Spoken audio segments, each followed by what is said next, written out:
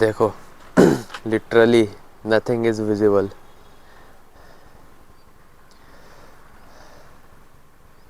कुछ नहीं दिख रहा है भाई। विजिबिलिटी तो एकदम इतनी कम है कि क्या बोलूँ। वहाँ पे पहाड़ी रहती थी, वो भी गायब हो गई है पूरी। सो गुड मॉर्निंग और आप सभी स्वागत है मेरे है यूट्यूब वीडियो में। आई होप आप सभी अच्छे होंगे। सो अभी लिटरली इतनी ज़्यादा ठंड हो रखी है और आप लोग तो फॉग देख ही रहे होगे मेरे पीछे। इतना ज़्यादा फॉग है अभी। और गेस करो अभी सुबह कितने बज रहे होंगे। एक वाइल्ड गेस। ऑलमोस्ट अभी 7:45 हो रही है, यानी 7:45 AM। लग नहीं रहा है देखे कि 7:45 AM हो रहा है अभी। लग रहा है ऐसा कि सुबह के अभी 5-6 बज रहे हैं ऐसा कुछ, बट नहीं, सुबह के ऑलमोस्ट 7:45 हो चुके हैं। बट स्टिल अभी ऐसा मौसम है और मुझे लगता है कि काफ़ी देर तक ऐसे ही रहेगा। अभी एटलीस्ट 12-1 बजे तक तो रहने वाला है। सो एनीवेज, थोड़ी बहुत बात करते हैं लीन बल्किंग की, जो मैं अभी कर रहा हूँ। और वो मैं इसलिए करना चाहता हूँ क्योंकि लोग बल्किंग और कटिंग इतना ज़्यादा ध्यान देते हैं बल्किंग और कटिंग पे। और मेरे जिम में एक बंदा आता था जो कि मेरे से छोटा एज में और एक्सपीरियंस में भी, उससे जिम करते हुए अभी 1 ही साल हुआ है। और वो आया तो उसने पूछा, भैया मैं बल्क कर रहा हूँ, मेरा बॉडी वेट अभी इतना है, मुझे यहाँ तक जाना है। और लोग यहीं पे गलती करते हैं, एक पर्टिकुलर बॉडी वेट तक जाने को अपना टारगेट बना लेते हैं। टारगेट बनाना गलत नहीं है, मैं ये नहीं कह रहा कि वो गलत है, बट वो सिर्फ उस बॉडी वेट तक जाने को ही बनाते हैं, ना कि क्वालिटी मसल मास कैरी करते हुए। मैंने भी गोल बनाया कि एटलीस्ट 70 kg तक जाना है अगले 2 से ढाई 3 महीने में। बट मैं अगर चाहता तो 70 kg मैं ऐसे ही पहुंच जाता, कैलोरीज अपनी एकदम बढ़ा देता। अभी मैं 2700-2800 से लेकर 3000 तक कैलोरीज खा रहा हूँ। अगर मुझे 70 kg तक जाना ही होता तो मैं 4000 खाता, 3500 खाता। थोड़ा बहुत कैलोरी डेंस फूड ऐड करता, चीट मील एक आधा ऐड कर देता वीक में। पहुंचना मेरे लिए 70 kg बड़ी बात नहीं है, but quality muscle mass carry करते हुए वहाँ तक जाना वो बड़ी बात है। और अगर मैं 70 kg तक अगर पहुँच भी जाता और मेरे बॉडी में क्वालिटी मसल्स नहीं रहता तो उस बॉडी वेट का फिर क्या फ़ायदा। मुझे वापस जब कट करना होता, मेरा बॉडी वेट जितना पहले था जब से मैंने लीन बल्क स्टार्ट किया था वापस उसी के आसपास ही आता है, तो उसका कोई फ़ायदा नहीं होता। क्वालिटी मसल मास गेन करने में समय लगता है। अगर आप दिन भर में 250 से 300 कैलोरी के सरप्लस पे भी हो तो आप ये मत देखो कि सिर्फ आप आज 250-300 कैलोरी के सरप्लस में खा रहे हो। आप ये भी देखो कि आपको उससे कंटिन्यू रखना है कई दिनों, महीनों तक, हफ्तों तक, तो वो ऐड ऑन होते जाएगा। और ऐसा तो नहीं हुआ कि आप लीन बल्किंग कर रहे हो, आप कभी कुछ एक्स्ट्रा नहीं खाओगे, घर पे कुछ सब्जी बनेगी वो आप खा लोगे एक्स्ट्रा, बाहर दोस्तों के साथ जाओगे वहाँ कुछ एक्स्ट्रा खा लोगे, तो ऑब्वियसली वो और सरप्लस में ऐड होते जाएगा। बट अगर आप पहले से एकदम हज़ार कैलोरी के सरप्लस में खा रहे हो ऊपर से, और ये एडिशनल कैलोरीज खा रहे हो इस तरह की, तो ऑब्वियसली आपका बॉडी फैट ज़्यादा बढ़ने वाला है। और ऊपर से आप अगर ट्रैक नहीं करें तब तो फिर आई कांट इमेजिन कि आप कहाँ तक जाओगे। मैंने ये गलती की है, इसलिए मैं आप लोगों को अपनी गलतियों से सीखने के लिए बोलता हूँ, अपनी गलतियाँ बताता हूँ, ताकि आप लोग मेरी गलतियाँ सीखो और आप वो गलतियाँ ना करो। क्योंकि क्या फ़ायदा 20-25 बॉडी फैट परसेंट तक जाने का और उतना ज़्यादा बॉडी वेट करने का। जब आपको फाइनली कट करना पड़ेगा तो आपको बॉडी वेट वापस उतना ही ड्रॉप होगा। थोड़ा बहुत बॉडी फैट बढ़ता है, इट्स अंडरस्टैंडेबल, बट इतना भी ज़्यादा नहीं बढ़ना चाहिए कि आपके लव हैंडल्स पे लटक चुके हैं, बॉडी के एकदम ज़ीरो डेफिनेशन हो चुकी है। थोड़ी बहुत डेफिनेशन दिखनी चाहिए, ऐप एकदम हल्के हल्के विजिबल रहेंगे चलेगा, लेकिन ऐसा भी नहीं होना चाहिए कि लव हैंडल्स पूरे आ गए हैं बहुत ज़्यादा, आपको उठने बैठने में अनकंफर्टेबल फील हो रहा है, तो ये ऐसा नहीं होना चाहिए। पिछले बार जब मैंने लास्ट ईयर 2022 में बल्क किया था तो मैंने यही गलती की थी, मैं अपनी कैलोरीज ट्रैक नहीं कर रहा था, क्या खाया तो ट्रैक नहीं कर रहा, भले मैं क्लीन खा रहा था बट कुछ भी ट्रैक नहीं कर रहा था। प्लस घर में कुछ भी बनता था, गाजर का हलवा बन गया वो खा लिया, कुछ भी बन गया ऐसे ही तो मैं खा लेता था, मैं उतना सोचता नहीं था, चल बल्किंग के नाम पे खा लेता था। वो एक्सक्यूज़ था जो एक्चुअली कि हाँ चलो बल्किंग चल रही है तो चलेगा कुछ भी। बट एक समय के बाद मैंने ये रियलाइज़ किया कि मेरा बॉडी फैट परसेंटेज काफ़ी ज़्यादा बढ़ चुका है, 24%, 25% से भी ऊपर जा चुका था, मैं मोटा हो चुका था। तो उस बॉडी फैट को कम करने में मुझे 4 साढ़े 4 से लेकर 5 महीने तक लग गए। बहुत हालत ख़राब हुई थी, बट इस बार मैं वो गलती नहीं कर रहा हूँ और इस बार लीन बल्क में काफ़ी मज़ा आ रहा है। और आई एम प्रीटी श्योर कि जब ये लीन बल्क ख़त्म होगा तो जो मेरा उस टाइम का बॉडी कंडीशन रहेगा, बॉडी फैट को लेके या फिर चाहे मसल मास को लेके, वो काफ़ी डिफरेंट रहेगा मेरे पुराने वाले जितने भी बल्क है या फिर लीन बल्क जो मैंने किया उससे। और अभी एक ऑलमोस्ट 46 टू 47 डेज़ हो चुके हैं मेरे लीन बल्क को, और इन 46-47 डेज़ के दौरान मैंने लगभग 4-4.5 kg तक बॉडी वेट पुट ऑन किया। और ये 4-4.5 kg mostly you know not exactly मैं कहूँगा मसल मास से, 3 से 3.5 kg मसल मास तो डेफिनेटली है। स्पेशली मेरे लेग्स में, बैक में काफ़ी अच्छी ग्रोथ दिखी है। इवन मेरे चेस्ट में जो कि मेरा वीक बॉडी पार्ट है उसमें भी काफ़ी अच्छा ग्रोथ दिखा है। तो डेफिनेटली मसल्स बढ़ रहे हैं, रेपिटेशन इंक्रीज़ हो रहे हैं, तो ऑब्वियसली प्रोग्रेस हो रहा है। और मैं अभी कंटिन्यूसली ऐसे ही खाने वाला हूँ, ट्रेनिंग करने वाला हूँ। जब तक मेरा कोई प्लेटी हिट नहीं होता मैं ना कैलोरीज बढ़ाऊँ ना ट्रेनिंग प्रोग्राम अपना चेंज करूँ। और लोग यही गलती करते हैं कि वो अपना ट्रेनिंग प्रोग्राम, डाइट बहुत फ्रीक्वेंटली चेंज करते हैं, एक एक दो दो वीक में चेंज करते हैं। जिस पैटर्न में एक्सरसाइज कर रहे हो उसे पूरा चेंज कर देंगे। डाइट ले रहे हो वो कंसिस्टेंटली नहीं लेते। आज पूरा नॉन वेज खाया एक वीक तक, वीक पूरा वेज खाएंगे। तो इस तरीके से आप अपनी डाइट चेंज करोगे तो आपको कभी पता नहीं चल पाएगा कि एक्चुअली वो डाइट, वो ट्रेनिंग प्रोग्राम आपके लिए काम कर रहा है ये नहीं या नहीं। और टाइम लगता है। Body building is all about patience. Time देना पड़ता है। डजंट मैटर कि आपके जेनेटिक्स कितने अच्छे हैं, नेचुरली करने जाओगे बहुत टाइम लगता है। और लीन बल्किंग हो, टाइम देना पड़ता है। एक ही चीज़ को लगातार करना पड़ता है 2 वीक 3 वीक महीने तक। हो सकता है शायद आपके एक भी रेपिटेशन ना बढ़े और 5वें वीक या 6ठे वीक में आपका 2 रेपिटेशन बढ़ जाए। तो ऐसे ही चलती है नेचुरल बॉडी बिल्डिंग, तो पेशेंस रखना पड़ता है। सो एनीवेज, आज है हमारा आर्म्स का वर्कआउट और मैं मिलता आप लोग सीधे शाम में, और लगाएं एक ज़बरदस्त और इंटरेस्टिंग आर्म्स का वर्कआउट।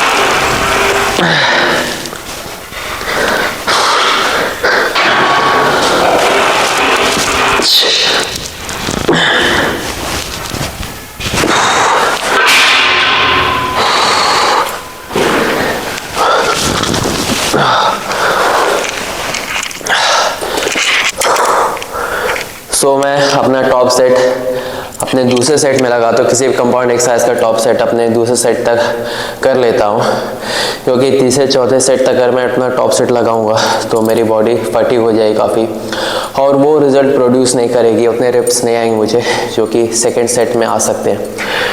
तो सेकेंड सेट में मैं अपना टॉप सेट लगाता हूँ। इसमें भी मैंने टॉप सेट सेकेंड पे ही लगा लिया था। उसके बाद बैक ऑफ सेट लिया जिसके साथ मुझे 8 से 12 रेप आए। सेकेंड सेट को मैं रेप रेंज का टारगेट रखता हूँ 5-6 इस टाइप का, थोड़ा हेवी वेट के साथ करता हूँ क्योंकि स्ट्रेंथ पे भी काम होगा, हाइपरट्रोफी पे भी काम होगा। और उसके बाद थोड़े हाई रेस्ट पे आ जाता हूँ ताकि हाइपरट्रोफी पे ज़्यादा काम हो। Tricep close grip bench press होता है ख़त्म।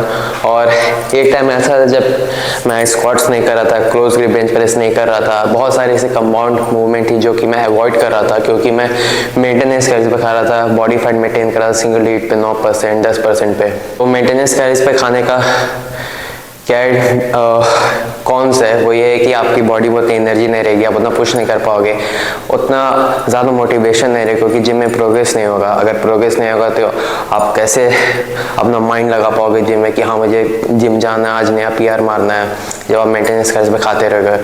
और यही गलती मैंने पिछले 2-3 महीनों में की थी जब मैं लीन बल्क रहा था उससे पहले, कि मैं बॉडी फैट मेंटेन करने की कोशिश कर रहा था जस्ट फॉर इंस्टाग्राम, अच्छी फ़ोटोज़ आ सके, अच्छी वीडियोस आ सके। बट हमें ये समझना पड़ेगा कि हर किसी की बॉडी ऐसी नहीं रहती है कि वो सिंगल हीट बॉडी फैट पर साल भर मेंटेन रह पाए। हाँ, बहुत सारे लोग हैं मेंटेन कर लेते हैं क्योंकि उनके जेनेटिक्स वैसे, मेरे जेनेटिक्स वैसे नहीं थे, फिर भी मैं कर रहा था। तो बहुत ज़्यादा वो मुझे मेंटली टाइट कर चुकी थी चीज़।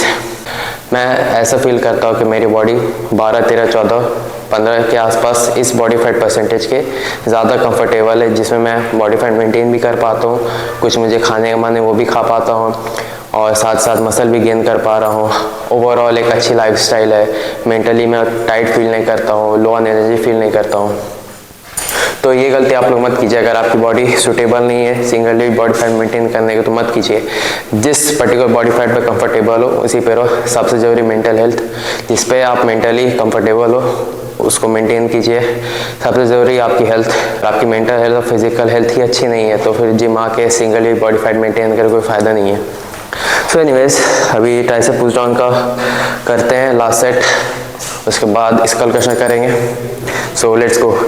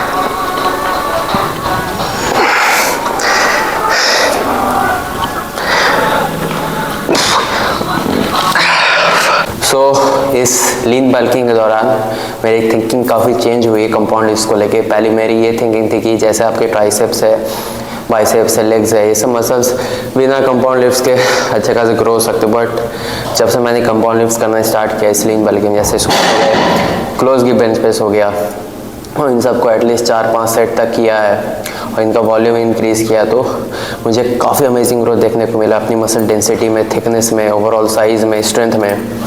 तो पहले जो थिंकिंग थी कि कंपाउंड लिफ्ट्स के बिना अच्छी खासी आपकी मसल ग्रोथ हो सकती है, क्योंकि आपको मसल्स को नहीं पता है कि कंपाउंड लिफ्ट करें या फिर आइसोलेशन मूवमेंट करें, उन्हें हाइपोट्रोफी से मतलब है, उन्हें स्ट्रेस से मतलब है, स्टिमुलस से मतलब है, चाहे वो आप कंपाउंड लिफ्ट से दो या आइसोलेशन से दो, उन्हें स्ट्रेस से मतलब। बट फॉर एग्जांपल आप किसी पावर लिफ्टर को उठा के देख लीजिए, वो स्क्वाट बेंच और डेडलिफ्ट कर 3 मेजर कंपाउंड मूवमेंट्स, और उनके मसल्स इतने थिक होते हैं कि आप बता नहीं पाओगे कि वो पावर लिफ्टर या फिर बॉडी बिल्डर है।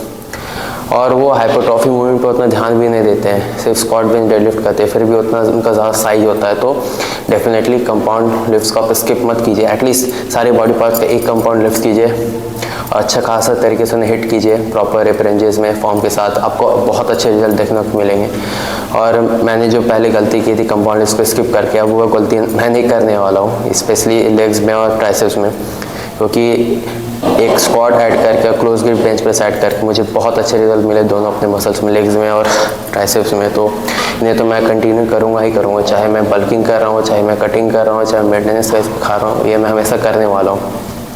सो अब चलते हैं, ट्राइसेप की एक्सरसाइज हो चुकी है, बाइसेप करते, bicep curl, hammer curl, last में फोरआर्म्स की एक्सरसाइज करेंगे और फिर अपना एक्सरसाइज कंक्लूड करेंगे।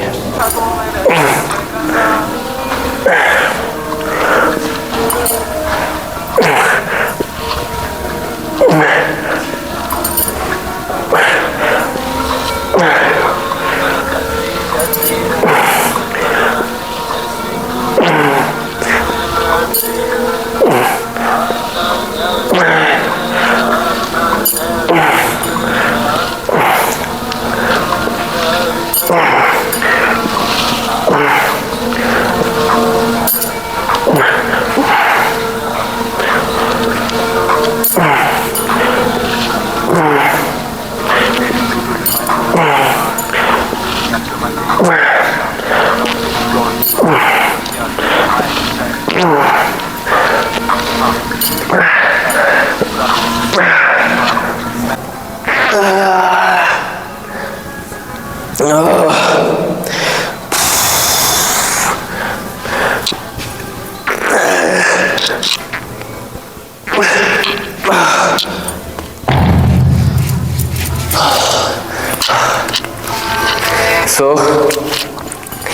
आज भी याद है कि जब मैंने अपनी लिफ्टिंग की जर्नी स्टार्ट की थी तो एक टाइम ऐसा था कि जब मैं इंक्लाइन बेंच प्रेस पे 15 केजी के डंबल के साथ लेटा था और मुझसे वो डंबल उठा नहीं था, तो मैंने स्पॉट मांगा था किसी से कि भैया मुझे स्पॉट दीजिए, 15 केजी डंबल उठ नहीं रहा है, मैं यहाँ लेके लेटूंगा, आप हाथ का पकड़ के ऊपर उठा दीजिएगा। और आज का समय फास्ट फॉरवर्ड +4 years +5 years, जब मैं 20 केजी के डंबल के साथ बाइसेप कर्ल कर रहा हूँ, तो यहाँ तक की जर्नी रही है। It has been full of sacrifices, lots of dedication, commitment, consistency, failures, mistakes,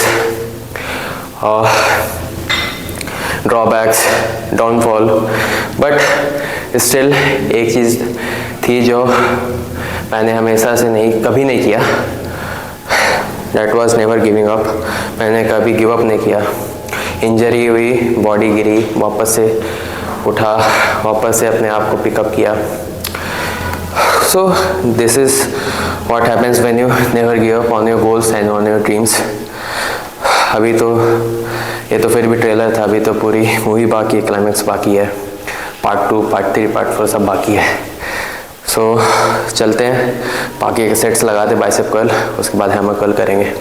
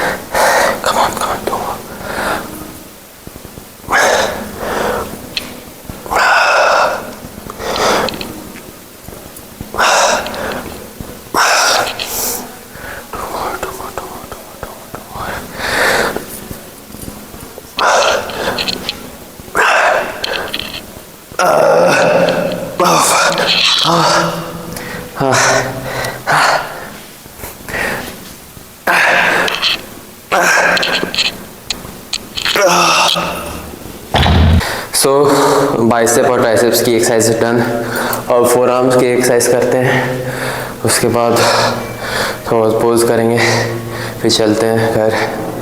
हाँ,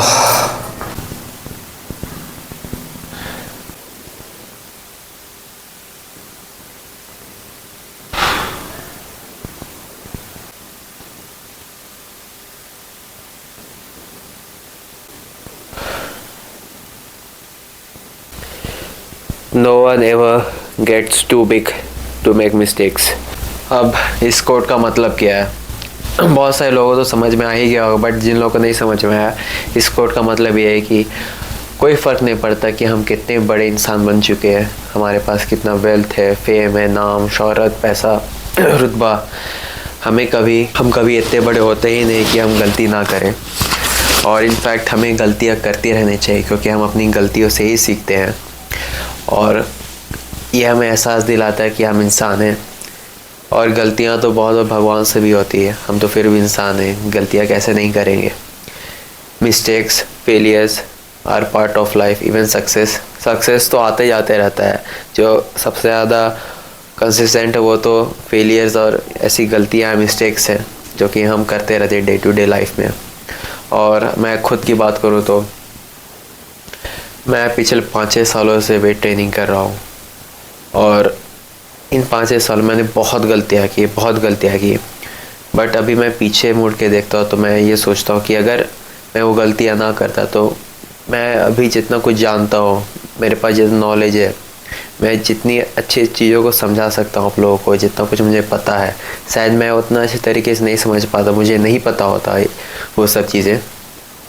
अगर मुझे कोई गाइड कर देता है स्टेप बाय स्टेप कि हाँ ये खाओ, ये पियो, इतना तुम्हें ट्रेनिंग करना है, ऐसे ट्रेनिंग करना है, सब कुछ मुझे अगर कोई बता देता तो शायद मुझे इतना कुछ पता नहीं रहता। तो मिस्टेक्स करने से कभी मत घबराइए। मिस्टेक्स ही हैं जो हमें एहसास दिलाते हैं कि हम ह्यूमन हैं और हम लाइफ में आगे बढ़े, प्रोग्रेस करें, हम एटलीस्ट कुछ ट्राई कर रहे हैं। मिस्टेक्स तो हम तभी ना करें जब हम कुछ ट्राई करेंगे। तो मैं ये बुक पढ़ूँगा थोड़ी देर और, अराउंड हाफ एन आवर, क्योंकि अराउंड 11:30 रात के बज ही चुके हैं। तो पढ़ के सोने जाऊँगा फिर, क्योंकि मुझे सुबह वापस से उठना है 5 बजे, थोड़ा बहुत वीडियो शूट करना है, जिम जाना है, जिम ओपन करना है, फिर वहाँ रहूँगा, फिर अगले दिन सेम रिपीट, हर चीज़ एग्जैक्टली सेम। सो आज की इस वीडियो को रखते हैं यहीं तक। अगर आप लोगों को मेरा ये वीडियो पसंद आया हो तो वीडियो को लाइक कर दीजिएगा, मेरे चैनल सब्सक्राइब कर दीजिएगा, और मैं मिलता हूँ आप लोगों से अपनी अगली वीडियो में। तब तक के लिए अपना ख्याल रखें, अच्छी डाइट ले, अच्छी ट्रेनिंग करें। Take care and signing of.